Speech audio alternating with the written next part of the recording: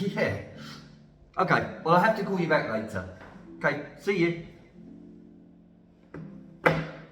Hello, I'm Martin, and in this video we're going to be talking about something which means a lot to people these days, the telephone. However, we're not going to be talking about the latest apps or anything like that. We're going to be talking about, well, more the traditional use of the telephone and some vocabulary that will be useful for you. Well, let's talk first of all about words related to the phone. Now, this, I'm pretty sure you already know, is called a mobile phone, or nowadays, because it's very technological, a smartphone, because you can do lots and lots of things, as you all know. You can play games, you can use apps to help you learn languages and things like that, although I'd always suggest coming to British House if you want to learn a language. In American English, it's called a cell phone, and they usually shorten this to a cell. But British English, mobile phone. Now, some of us have still got at home a phone that we use which is connected to the system in our houses, and this is called a landline. When you're going to make a phone call and you press your buttons to make the call, we say this is to dial the number. So you would dial 112344, for example. When somebody calls you and you hear the noise boop boop, for example, this is the ring of the telephone. That's the sound of the telephone when someone is calling you. So if you heard it, you could say to someone, hey, the phone's ringing. And when the phone does ring, and if you want to speak to the person, you pick it up. When you've finished the phone call, you hang up. Now, sometimes you might be very busy or at work and you can't use your telephone and someone's trying to get hold of you, which means trying to contact you. Then what happens is this will go on to voicemail, and there the people can give you or leave you a message. Now, some advanced telephone terms are the following. When you're making a telephone call, for example, if you were in a different part of Spain and you wanted to ring Barcelona, you have to add and included in Barcelona, you have to add the digit 93, and this is the area code. And depending where you live, and what country, what city, this could be from 2 numbers or 2 digits to a lot more.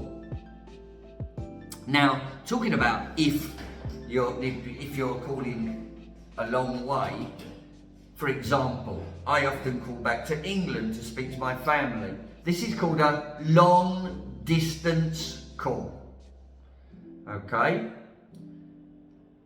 Then, if I go back to England to see my family, I take my smartphone with me, and it still works. And this is called roaming.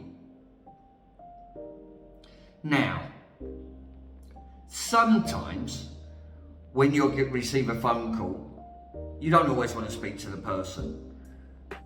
You might be busy, it might be a number you don't recognise, and this is called caller ID, because on the screen of your phone you can see the number that comes up, so you know who it is.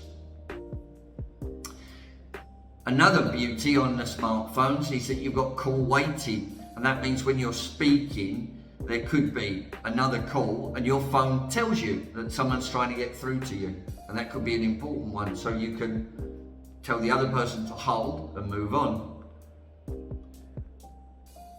You've also got the speed dial, and this is a function of the telephone which allows you to call a pre-programmed number, which means you've already put the number in, by pressing one single button.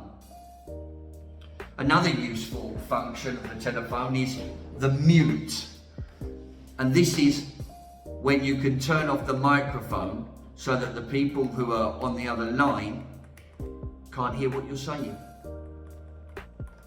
Now there are some verbs and phrases which can be useful as well when using the telephone.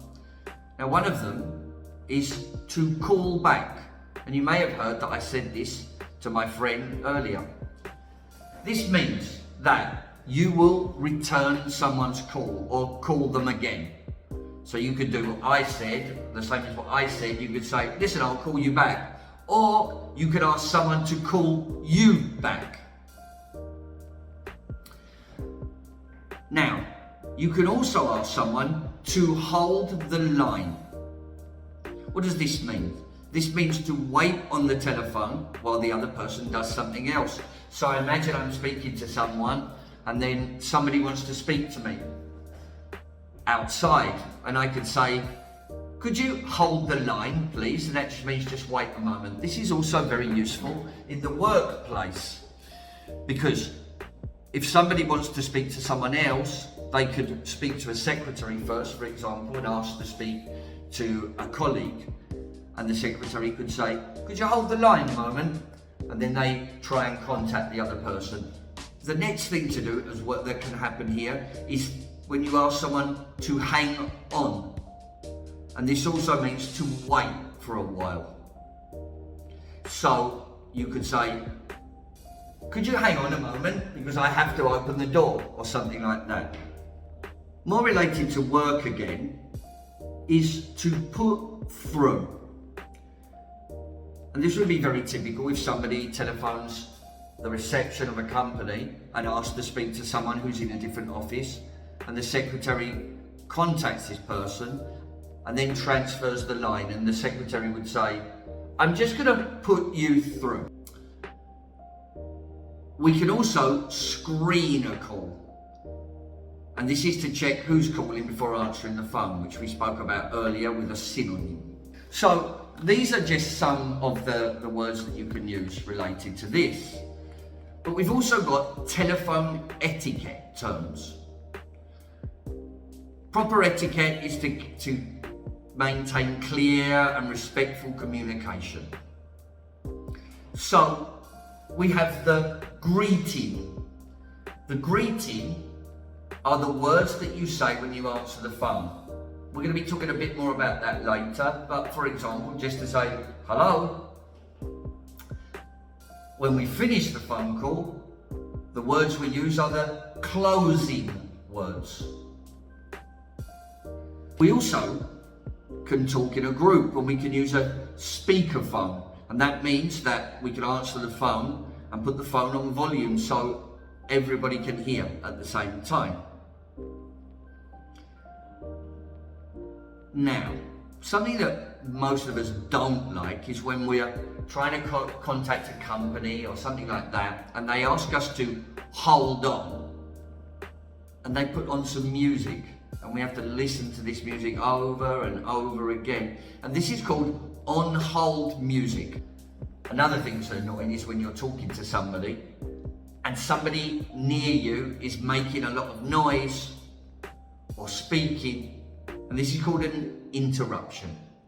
Now, when we are speaking on the telephone, it's very important that we use a good tone of voice, because we don't want to speak in a monotone way or something like that. We need the people to know that we are interacting with them and or enjoying the conversation.